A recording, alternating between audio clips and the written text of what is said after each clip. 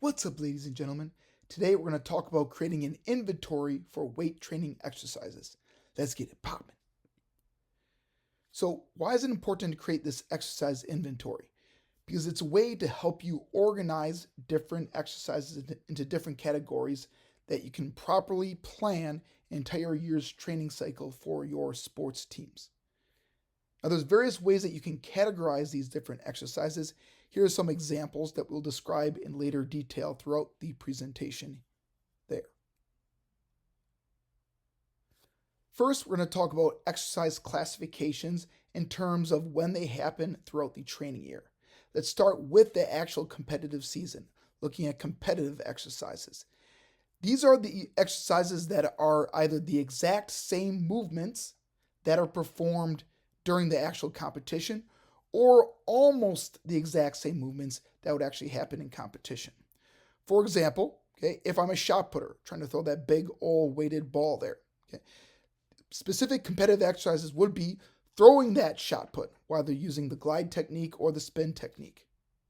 For sprinters, it'd be different forms of sprinting work, especially sprinting different distances, maybe 10 meters, 20 meters, 30 meters, maybe 100 meters, 200 meters, things along those lines.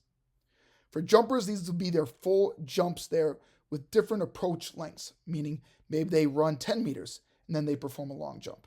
Maybe they run 20 meters, perform a long jump, something along those lines.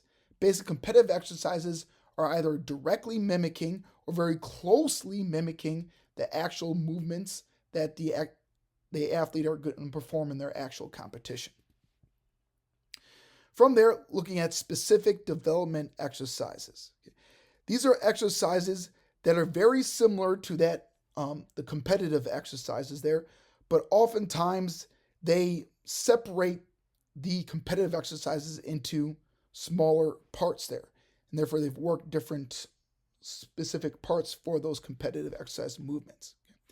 These exercises in the specific development exercise category might have some sort of resistance or specific strength training to focus on these particular movements. For example, if I'm a discus thrower, normally I do a full spin and then I throw the discus. If I were to break that down into parts there, you might just do a standing throw.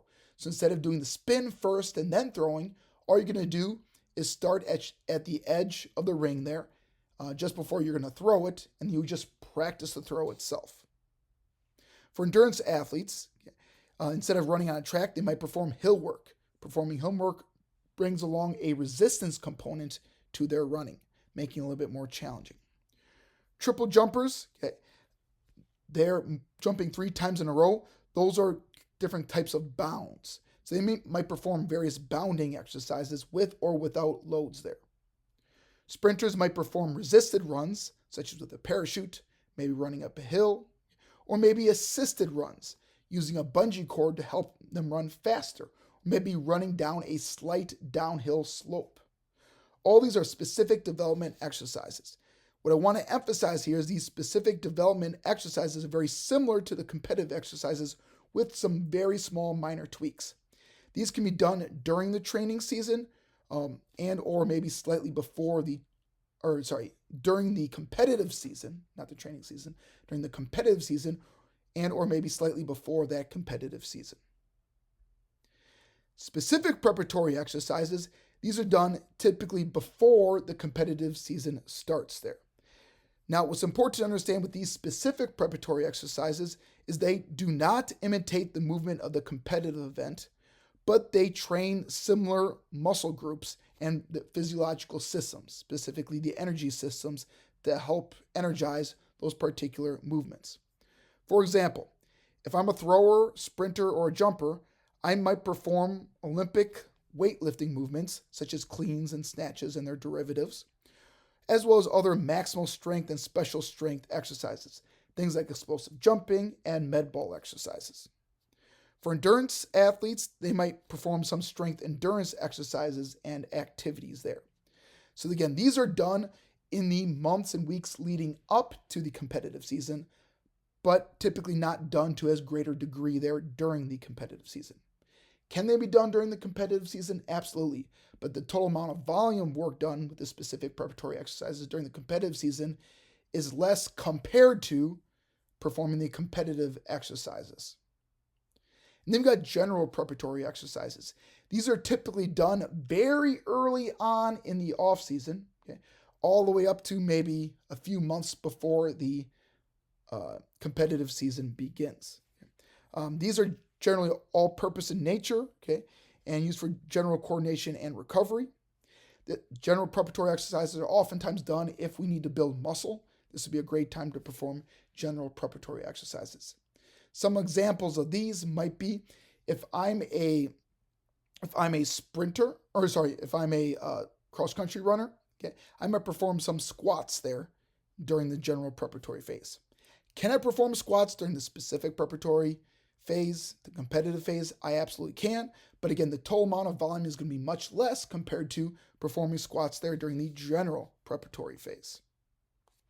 Another example of this might be if I'm a swimmer. Okay, swimmers, a lot of their movements are pulling movements there. Okay? So with the swimmer there, I might perform some bench press exercises during the general preparatory phase. Do swimmers still need to train their chest during the competitive season? Absolutely, okay, especially if we're far away from their conference championships or maybe the national championships. But again, the total amount of volume performed with bench press compared to their actual swimming work is going to be much less during the competitive season compared to the general preparatory phase of the training cycle, where they might perform a lot more bench press work compared to their swimming work. The next few slides here, we're going to break down different joints or different areas of the body there and give you some examples of specific exercises that work different movements at these particular joints.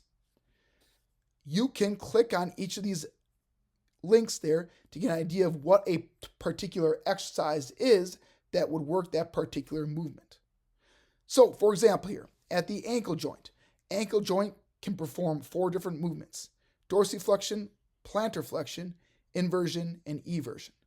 Dorsiflexion is when you bring your foot closer to your shins. Plantar flexion is when you push your foot down into the ground, pushing your foot away from your shins. Inversion means you move your ankle in so that the bottom of your foot faces more closely towards the midline of your body. And eversion means the bottom of your foot will point away from that midline of the body. If I wanted to improve my dorsiflexion strength, I could perform tibialis raises. Feel free to click this link if you would like to see what that looks like. Plantar flexion, calf raises are great for plantar flexion. Inversion, band ankle inversion exercises, and eversion, band ankle inversion exercises for inversion, and band ankle eversion exercises to work on improving the strength for ankle eversion. Now, are these an exhaustive list of exercises? No, but they can give you some ideas, and from there you can pick similar exercises that will still work the same muscle groups, still working the joint through the same movements there if you wanted to enhance the strength for those particular movements. At the knee joint, we mainly got 2 different movements, flexion and extension, and here are one example for each of those particular movements. The hip joint can also flex and extend, but it also can adduct and abduct. Adduct, see the first 3 letters there, ADD, means that you move the leg so that it moves closer towards the midline of the body. Versus abduct, okay, that letter B, think about being abducted by aliens. Abduction means that your leg goes away from the midline of your body. Now, if we wanted to combine some of those different movements there, here are a few different examples there. If I wanted to enhance knee extension and hip extension there, I could perform some sort of squat. And here's 3 different examples of squats that I could perform there that would enhance knee extension and hip extension. Likewise, lunges will also improve knee extension and hip extension. 2 different types of lunges that can help with that. Now, if I wanted to combine an exercise that works on knee flexion and hip extension, you can look at the glute ham raise. Now, I want to note here, The glute ham raise could be called different things, but in this particular movement, you'll notice that not only do the knees bend, but also the hips will bend and straighten as well. So again, these links are to exercises that might give you an idea what similar exercises could fall in each of these different categories. The upper body has a lot more different movements there, especially at that shoulder joint there. We've got abduction and adduction, similar to hip AB and adduction. However, the shoulder joint also has horizontal abduction and horizontal adduction. Okay? Abduction and adduction in the horizontal plane, think about it kind of like someone who's playing the cymbals. If I'm playing the cymbals, I move my arms horizontally towards the midline of my body and then away from the midline of my body. In addition, the shoulder can internally rotate and externally rotate. Again, you can look at the links to the exercises and get an idea of what that looks like. The shoulder joint also can flex and extend as well. So 1, 2, 3, 4, 5, 6, 7, 8 different movements that happens at that shoulder joint. Elbow joint, okay, can flex and extend. Again, some examples right there.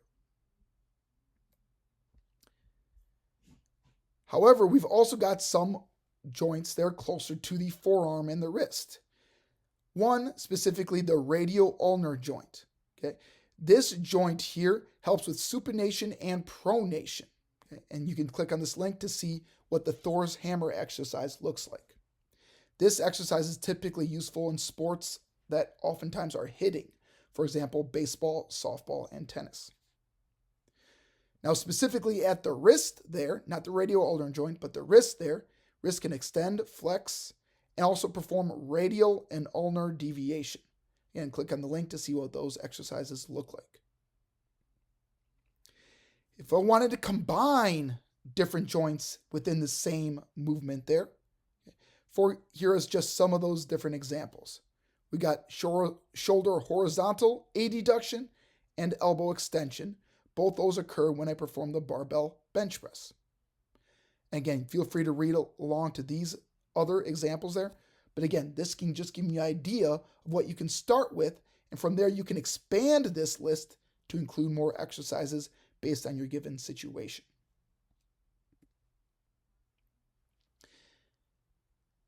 Now, you might be saying to yourself, gosh, there's a lot of different movements that I need to incorporate in my lifting program.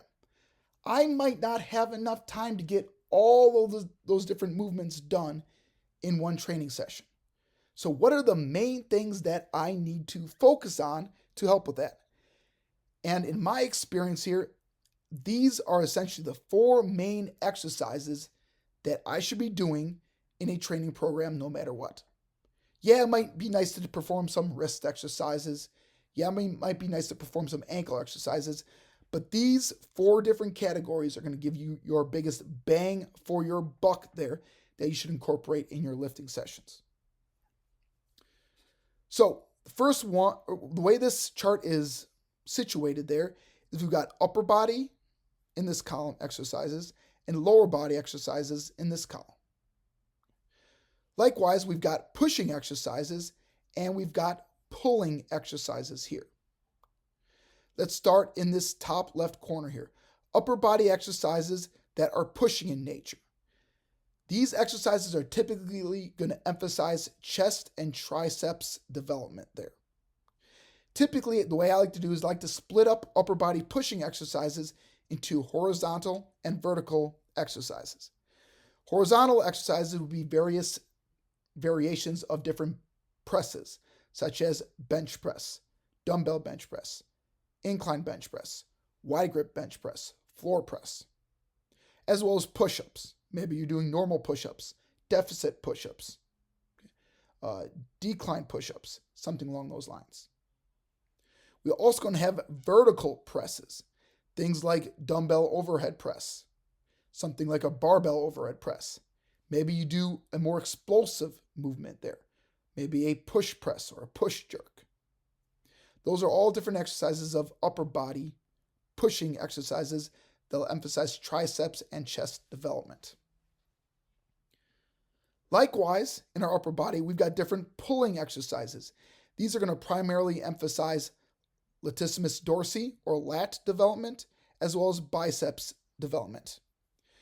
Again, just like with the pushing movements, we've got horizontal and vertical movements there for pulling exercises.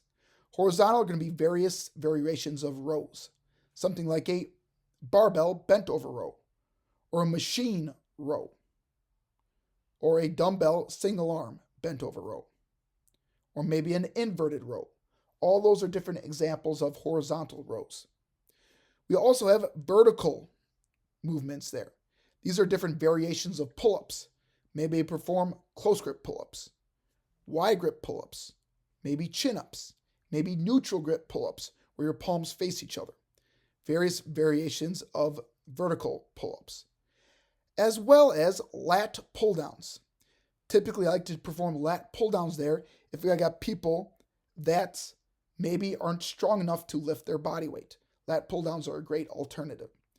You can do close grip, wide grip, neutral grip, reverse grip, or where your palms are facing your chest. Again, various different variations of lat pull-downs that you can use to emphasize lat and bicep development in the vertical movement. Lower body, we also have pushing and pulling exercises for the lower body as well. Lower body pushing exercise typically are going to emphasize more quadricep development. These are different variations of squats, maybe front squat, back squat, split squat, lunges, such as forward lunges, reverse lunges, maybe side lunges or lateral lunges, as well as step-ups. Step-ups there, you could do a normal step-up, maybe a crossover step-up, things along those lines. All those exercises are going to have quad emphasis with these particular exercises. Now, you'll probably also improve glute strength as well, so improving your butt strength. But these exercises, when I'm trying to classify them for a pushing purpose, they're mainly quad emphasis there. For pulling exercises for the lower body, we want to think of these as more as hamstring emphasis exercises. And typically I like to split these up into two different categories. We've got hip hinge exercises. The reason they're called hinge exercises is because they look like the hinges on a door. These are different variations of RDLs, maybe good mornings, kettlebell swings, and reverse hypers there. Different variations of RDLs might be barbell RDL, dumbbell RDL, kickstand RDL, single leg RDL, hand-supported single leg RDL. Again, variety of different movements there that emphasize hamstring development. Now, just like with these quad emphasis exercises here, which do involve glute work there, hip hinges also involve glute work as well. So again, you're going to probably feel this in your butt in the morning after performing these hip hinge exercises, as well as your hamstrings. Also though, hamstrings can be targeted another way, through knee flexion movements. These would be different variations of different leg curls, such as laying down prone on a machine and bring your heels to your butt. That'd be an example of a knee flexion exercise. These might be things such as glute ham raises or Nordic leg curls. Okay. Again, different exercises that will enhance hamstring development there from a lower body pull perspective. Now, I will say here, unlike these hip hinge exercises, which will oftentimes enhance glute strength a lot, knee flexion exercises, the vast majority of these probably will not enhance butt development. So if you want to improve butt strength and butt growth there, you're probably going to do more quad emphasis and hamstring emphasis exercises that are of the hip hinge variety, and understanding that knee flexion variety, while improving hamstring strength, won't improve your glute strength and size development very much. So what sports would primarily want to incorporate lower body pushing exercises? Typically, these exercises are going to be included in sports that require the basic skills of jumping, running, and kicking. And here are just some of those examples there: basketball, football, volleyball, track, etc. I would like to highlight this there here that just because a sport is not listed here doesn't mean that they should not perform lower body pushing exercises. Okay? I just haven't listed them all. For example, swimming. Swimmers push off the wall in their events, so pushing off the wall looks like a vertical jump. Therefore, swimmers definitely should perform lower body pushing exercises. I just didn't list them there because if I listed all the sports that should use lower body pushing exercises, I'd run out of my list, or I would run out of room on this PowerPoint slide set. How do I progress through these lower body pushing exercises? Here are a few different examples of how I can make things easier to more challenging. One way is going from an unloaded state to a loaded state, meaning, for example, I might just perform body weight squats to start. Don't need to worry about weight, just get used to squatting with just my body weight. Eventually, though, I can start holding a dumbbell or a kettlebell as I perform these squats, and then eventually moving on to performing squats with a barbell. That's one example of a progression going from easier body weight to more challenging barbell. Another way I could progress lower body pushing exercises is going from a partial range of motion to a full range of motion. Example for squats would be is I might squat to a higher box initially, then as I get more flexible and I get stronger, I can gradually start squatting to a lower box. Going from a higher box to a lower box and squatting will make things more challenging. The opposite is true for step-ups. I might start with a lower box initially for step-ups, working a partial range of motion, to eventually stepping up onto a higher and a higher box for a full range of motion step-up. Another progression is I could emphasize different phases of the particular movement there, and that could be my progression, going from easier to more challenging. For example, there, first phase I might be performing squats, but I want to emphasize the eccentric phase, meaning I want to start performing squats by taking 5 seconds to lower myself to the bottom of the squat.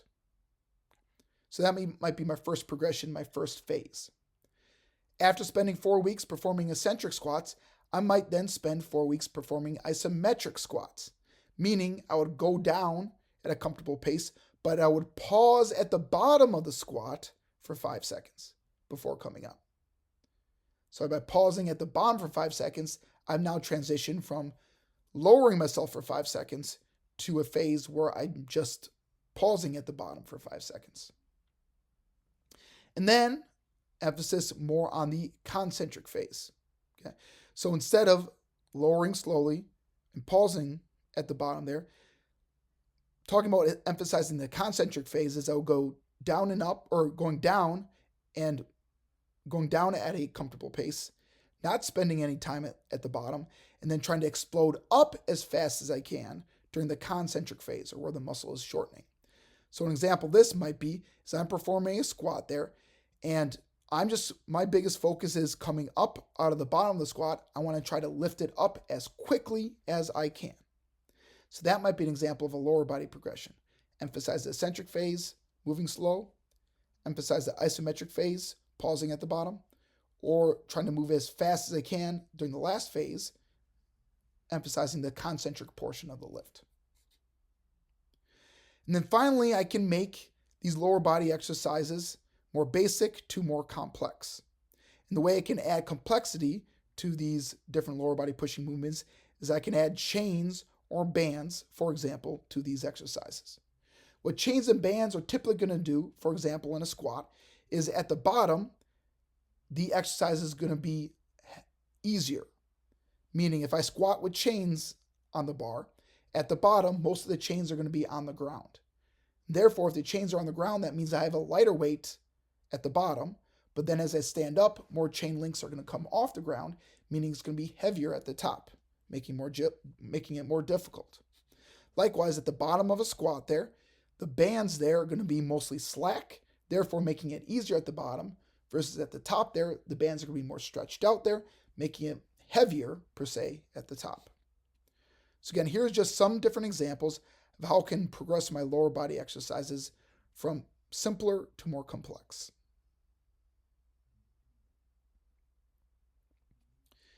Because squats are so valuable in many different sports due to strengthening the lower body muscles, because lower body muscles are used in sprints and jumps, which are used in many sports there.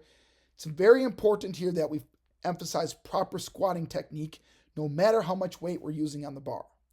If technique starts to shift and fail, it probably means that the athlete needs to use lighter weight, or they need to stop their set sooner so that they do not start to use poor technique. Here are 5 of the different main parts that we need to focus on here when performing any sort of squat. Number 1, especially at the bottom of our squat, our lumbar curve needs to be maintained. So notice there's a slight curve in your lower back there of your spine. And that's important because when I stand normally, there normally is a slight curve in the lower back. Now, if you see the lower back is rounded like a camel, that is not good. That puts excessive strain on the lower back muscles, and we don't want to see that there. Okay? So therefore, maintain that lower body lumbar curve there in the lower spine there. Number 2, we need to make sure that our heels stay on the ground. Okay? If people have a tendency for the heels to come off the ground, a coach might tell them to keep the weight on their heels. Now, I don't want to go the opposite way. I don't want the front of my feet to come off the ground, but sometimes as coaches, we need to emphasize something to the extreme to get our athletes to do what we want to do. So making sure weights that our heels are down on the ground is another big technique point. Number 3, where flexibility allows, we want to get our squat to be below parallel. What parallel means is that this hip crease, where my arrow is pointing right now, should be below the tops of my knees. That's ideally how low we want to get. Now understand, depending on how wide your stance is, depending if your toes are pointed straight ahead or out, and depending on the particular athlete's flexibility levels and how their hips are shaped, not every athlete is going to be able to squat to this depth. If that's the case, that's okay. We will gradually work their way down to try to get them to squat lower and lower and lower over time. Some athletes may never be able to squat this low. If we're trying to gradually progress it there, we can gradually over time become more and more flexible there. That's our goal ideally, to get our squat depth to be below parallel. Number 4, knees need to track over your feet. So notice my knees and toes are in line with each other. And to expand on that there, unlike the myth that says that your knees should never go over your toes when you squat, that is a myth. And one of the reasons why it's a myth is that in the vast majority of our sports, especially when we're sprinting and jumping, our knees will travel over our toes in our actual sporting competitions there. So we need to train different movements, allowing our knees to drive past over our toes. Where this point might, or where the knees over toes thing might be, or where that myth where we shouldn't have our knees over toes may have come from, is that what some people, especially if they're a beginner, will squat down pretty quickly and they won't even realize it, but their knees travel over their toes and their heels come off the ground. And that in itself isn't a bad thing, but where it's a bad thing is especially beginners there who are not very good at controlling their body weight. What happens is it puts an extreme amount of stress very quickly that beginner is not used to having on their knees, and that in turn there might cause that beginner to suffer an injury because they're not ready for the extreme level of stress there on their knees. So, it is a good thing if the knees travel over your toes. It's a very good thing that happens there. However, just like with anything, we need to start with lightweight and gradually increase the weight over the time so that their knees can handle the gradually increasing amount of weight there on their knees. Number 5, gaze remains neutral. Now this is kind of up to debate on what neutral means. Some people might think means looking straight ahead. Some people might think it looking slightly down, keeping the head in line with the entire torso. Whichever you want there, basically we don't want the head to be pointing super low. So I don't want his eyes to be looking at his toes. That's probably not going to put his spine in a good position. Likewise, if this guy looks his eyes to the sky, that probably doesn't put his neck in a very good position either. So looking either straight ahead or maybe slightly down probably puts his head in a good position to squat. Again, these are just some 5 of the main technique points that you want to focus on when squatting, especially getting to good squat depth. But again, there are probably more that we have not talked about that you might want to focus on. So with squat depth there, okay, full squat depth is like what this guy is showing here. Squatting as low as you can, keeping that back in a neutral spine position, okay, and not compromising any of these different technique things. That would be considered to be a full squat. Half squat would be going halfway down. Instead of squatting all the way down, maybe it's only half. Partial would be even higher than that. So going from very full or very low depth to half depth to very shallow depth. Now, there is another myth out there that full squats are dangerous. And the reason, again, that people erroneously thought that they were dangerous is because some people would do it and they wouldn't maintain the different technique points up here, especially as beginners. And when those weren't maintained there, they might have increased weight too quickly, therefore suffering a injury there performing squats. But what has been shown throughout research, if you want to click this link here, what they did is they did a review of a bunch of different articles there, 164 in fact there. And what they found, looking at all 164 different research articles, is they found that full depth squats are not dangerous as long as you focus on these different exercise techniques. So full depth squats are safe. And in fact, full depth squats there actually cause less stress on your knees and spine compared to squat depths of different levels. And reason that these have been shown to be less dangerous, full squats compared to those other ones, is that if we properly load things, going from very lightweight or maybe even body weight at the beginning to gradually increasing the weight over time, what this does is by performing full squats, the ligaments and tendons there will adapt to these increased in loads there. Okay. People thinking that there were degenerative or worse changes in knee health due to performing full depth squats are not founded. Okay. Meaning that there's no legitimate evidence looking at all 164 of these articles there to show that full depth squats are going to be detrimental to your knee health. In addition, okay, what they theorize there and what they conclude there is at the turning point of a half squat, meaning you're only going halfway down and up, there's actually more compressive stress on the knee, and there's a smaller support surface for the quadriceps tendon there that goes around that knee there when compared to a full squat. So these couple different reasons why full depth squats are a good thing to include in your exercise program, as long as, again, you emphasize proper technique, proper loading patterns.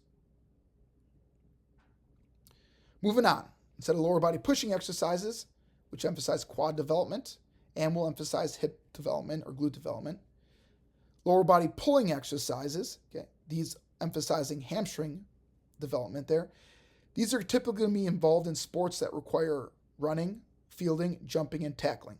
And here are a few different sport examples that should incorporate lower body pulling exercises. And just like with our lower body pushing exercises, we've got different ways to progress, going from more basic to more advanced movements there. Feel free to pause and read this on your own. Very similar to our lower body pushing exercises. Moving on to upper body horizontal pushing exercises. Sports that typically should incorporate horizontal pushing exercises are any sports that require some sort of reaching, pushing, side arm throwing, maybe like in baseball there, striking, as well as holding. So sports like football, gymnastics, and boxing really should include horizontal pushing exercises. Upper body vertical pushing exercises, these should be included in sports there that require overhead hitting, pushing, or reaching. Things like basketball, gymnastics, volleyball, tennis, okay, etc. there. They all should incorporate some sort of vertical pushing movements in your lifting program. Looking at horizontal and vertical pushing progressions, very similar to what we talked about with the lower body. However, there are a couple differences that I want to emphasize here. Number one here, typically going from body weight to dumbbell to barbell is typically a good progression for various exercises to make them going from more basic to more challenging. However, understand here with upper body movements, for overweight individuals, body weight exercises might be more challenging than dumbbell or barbell exercises. So for example, a push-up there, typically if you do a normal push-up, that's roughly about 2/3 of your body weight that you're actually pushing off the ground when you perform a push-up. So let's say I weigh 300 pounds. That means every time I perform a push-up there, I'm pushing up essentially 200 pounds. If I've got someone who's 300 pounds, who has not lifted weights ever, they're probably going to be very weak in the upper body. So for them, if I pushing a 45-pound bar is going to be a lot less stressful, a lot less complicated compared to that 300-pound person there performing push-ups. So in the case of a person who's very overweight and not very strong in the upper body, you might actually want to start them off with dumbbell bench press or barbell bench press versus body weight exercises. In addition, the second thing I want to emphasize here are boards. So when performing bench presses, sometimes we will use boards on the chest, meaning you take a stack of wood, maybe like a 2x4, maybe you screw 1, 2, or 3 of those 2x4s together. And what will happen there is someone will place the board on their chest and they'll come down and they'll tap the board and then come back up.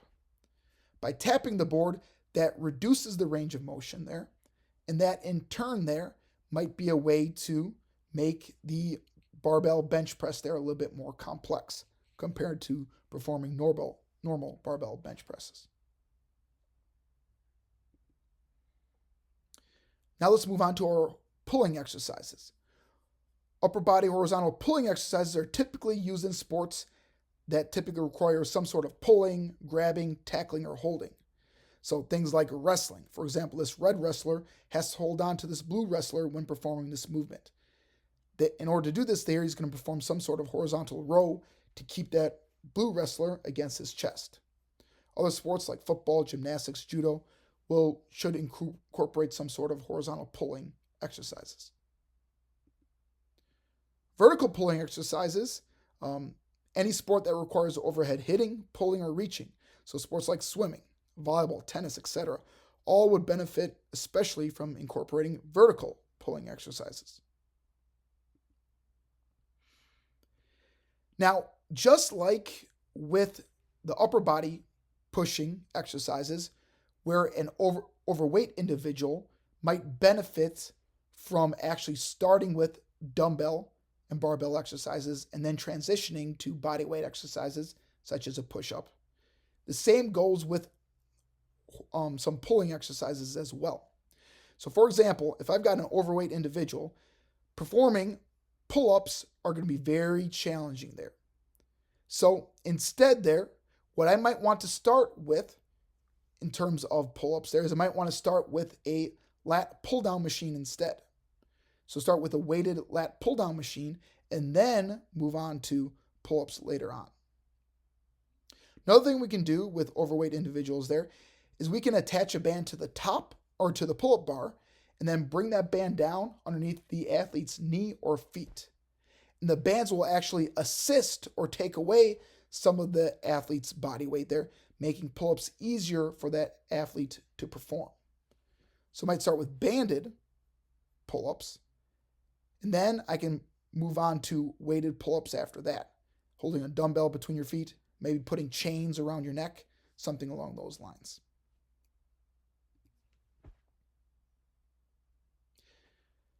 Moving on from those 4 major exercise categories, let's move on to emphasizing core strengthening exercises.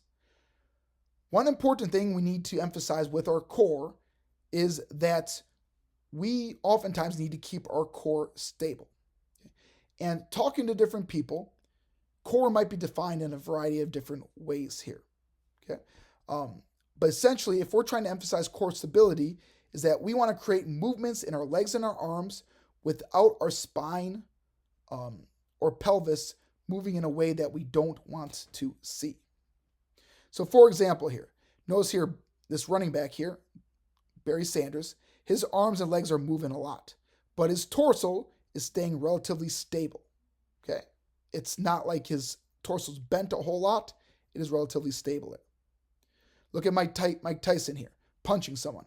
His arm is definitely moving, his legs are moving, but his torso there is staying stable, so it is allowing his arms and legs to move out about his torso. Look at this sprinter here, okay? Arms and legs are moving there, but notice the torso stays relatively stable there. And what this does is by maintaining core stability, it allows forces to move from the ground or from your hands there throughout the body without or any energy links, or at least minimizing those energy leaks. By having a stable core, I can efficiently push into the ground, leading to forces going from my feet throughout my body there. So again, without trying to leak any energy anywhere, therefore making the movement more sloppy.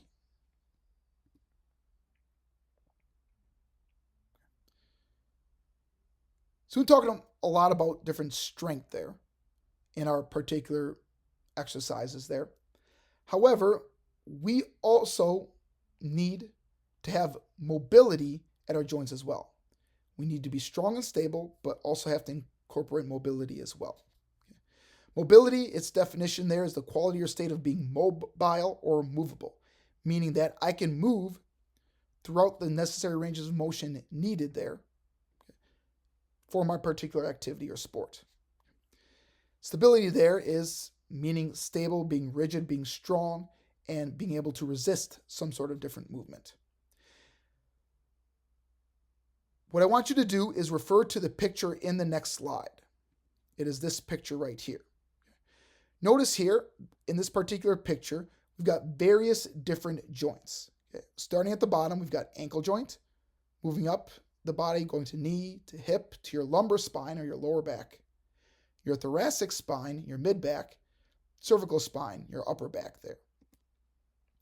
And what's important about each of these joints there is each of those joints, some of those joints need to be more stable in nature, while others need to be more mobile in nature. And having some stable and some mobile there will optimize performance and health. Here's one example of this.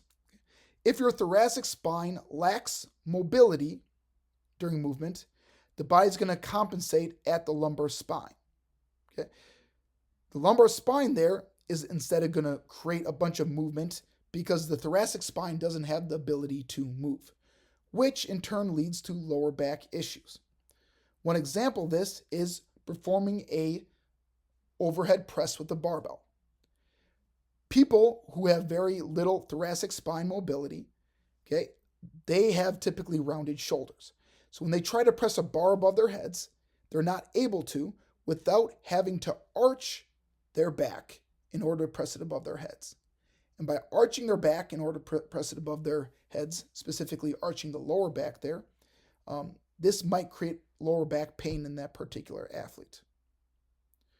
So for an athlete that does not have good thoracic spine mobility, it's important that us as coaches include some thoracic mobility exercises there to create more mobility in the thoracic region, which in turn there will mean that the lower back won't be stressed as much when performing overhead presses.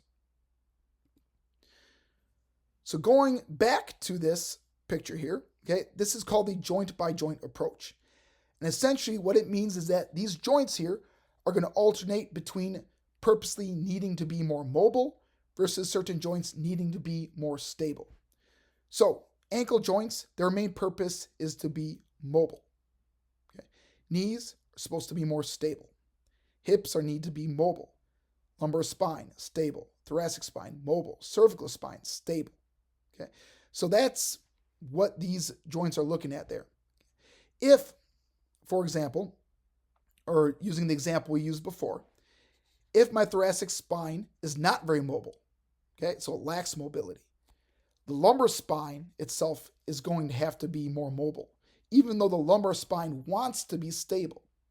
So the lumbar spine has to be more mobile. When it wants to be stable, that means it's going to be put at a greater risk for injury. That's why, again, someone who has very poor mobility in their upper back or in their mid back there needs to make sure to incorporate some thoracic mobility exercises so that the lumbar spine doesn't take the brunt of the force. Here's another example. Ankle sprains are very common in especially a lot of running sports there. When an ankle sprain occurs, that means the ankle is going to have less mobility. If the ankle has less mobility, that means this knee joint, which is supposed to be stable, needs to become more mobile to account for lack of ankle mobility, which puts the knee at a greater risk of injury.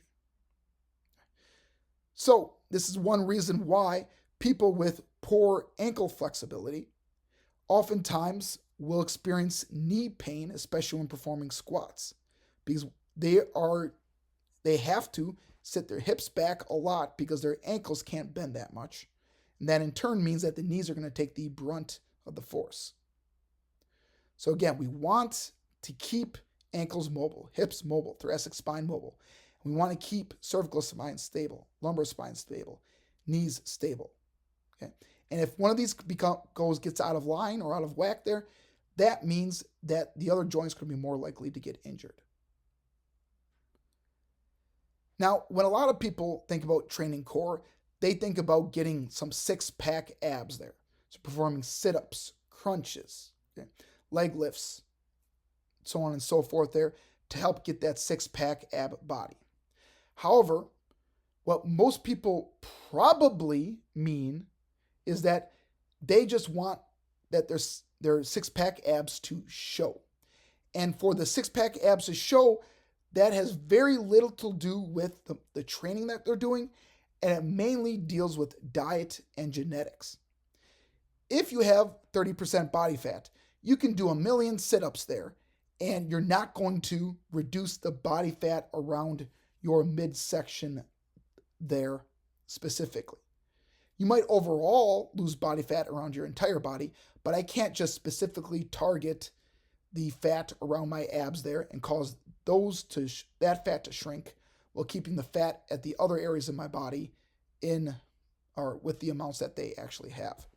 So I can't spot reduce the fat around my particular midsection there, getting rid of that fat, without losing fat around the other parts of my body as well. If I want my six-pack abs there, I need to mainly focus on diet. So with consuming fewer calories, more likely to lose body fat, and therefore losing body fat means that my six-pack abs are going to be more likely to show. Also understand that genetics play a big role in this. For example, I played with a football player in college, and he ate junk food up the wazoo.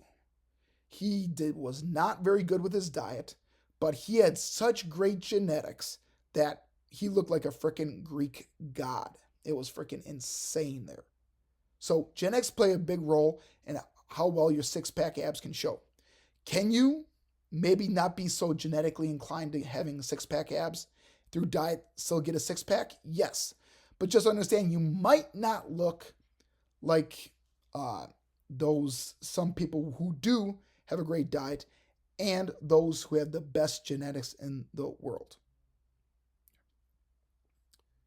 Now, while you with training abs there, you can make your abdominal muscles bigger, and those might in turn help a very little bit with your six-pack abs showing, but the vast majority of it is going to deal with diet and genetics playing a role with the six-pack abs showing. When we train our core, especially from an athletic perspective, is we want to train the core so it's strong, so that it provides stability throughout the torso, which helps then our arms and legs to move efficiently and absorb external stress there from our environment there. Here are some different core movement categories if I want to program them in to my particular lifting program there.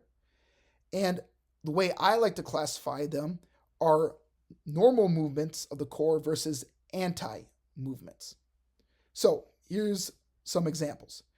If I want to perform abdominal flexion there, a good example of that would be the sit-up. Okay.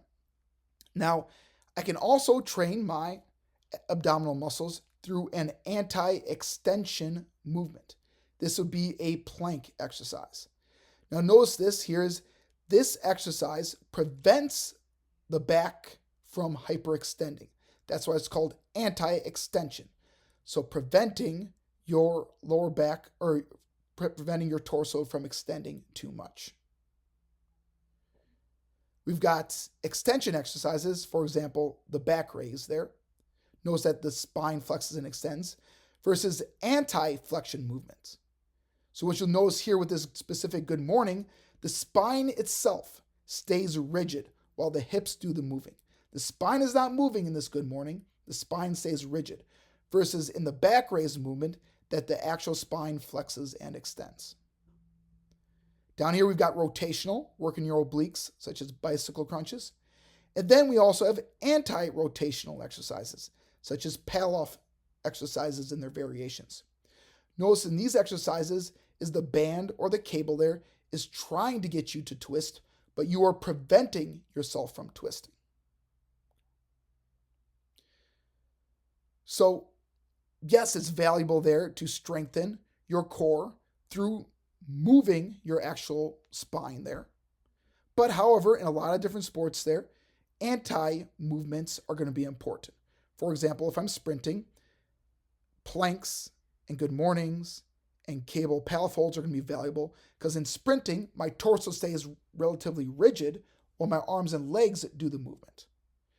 So I believe it's very important that in your core training, you include some normal movements for your torso, but also some movements that help prevent specific movements, because those oftentimes will translate into a lot of our sport movements there. Speaking of some of these anti-movements there, it's been shown in research there that your paraspinal muscle activation, specifically referring to your lower back muscles, those are your paraspinal muscles, okay? When they're activated when performing back squats or deadlifts with 80% of their 1 rep max on the body was significantly greater than body weight core stability exercises. So what this is saying here is that if I perform normal lifting movements there, especially our traditional movements there, a lot of traditional resistance training is actually core training. Because specifically in this movement here, as this person squatting up and down, his lower back muscles are undergoing anti-flexion training, preventing the spine from flexing over, allowing his lower back to round. So when performed with heavy enough loads there, it might be better for you to target your core through traditional weightlifting movements with heavy loads versus with body weight core stability exercises. Finally, we're going to talk about the importance of glute activation. Your glutes or your butt muscles, okay, are the main driver of any lower body movements in the body. In order to make sure that they are the main drivers there, it's important to engage or activate the glutes. These are just fancy terms for saying that we need to make sure that our glute muscles are actively being used and providing and creating force when performing our different movements. And this is important there because if our butt muscles aren't doing the work, that means other muscles have to pick up the slack there. Meaning that if my glute muscles are weak, I might tend to have more low back pain. If my glute muscles are weak, I might have more hamstring strains because my hamstrings have to take more of the forces compared to my butt. I might have pain in the front of my hips, and I might have pain at my knees. So these 4 areas might compensate if I have weak glute muscles. And that's important. That's one reason why it's important that we incorporate glute strengthening exercises. So exercises that are lower body push in nature, especially lunges and squats, are going to be very important for glute activation. Likewise, lower body pull exercises that are hip hinge in nature, such as RDLs and good mornings, very important for strengthening your glutes. Now understand here, one reason why all those different areas of pain in the previous slide occur is because the glutes actually perform a variety of different movements at your hips. And that's because the glutes have different muscle fibers going in a lot of different directions, and there are actually 3 different muscles that make up your butt. One of them is the gluteus maximus.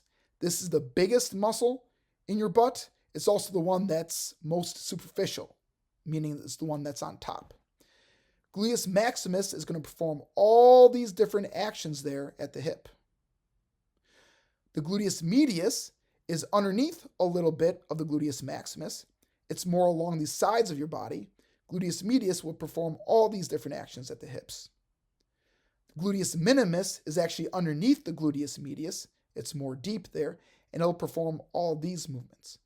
So strengthening your glutes will strengthen all of these different movements there, and that in turn should minimize the amount of pain or possibly even eliminate the pain at these different areas.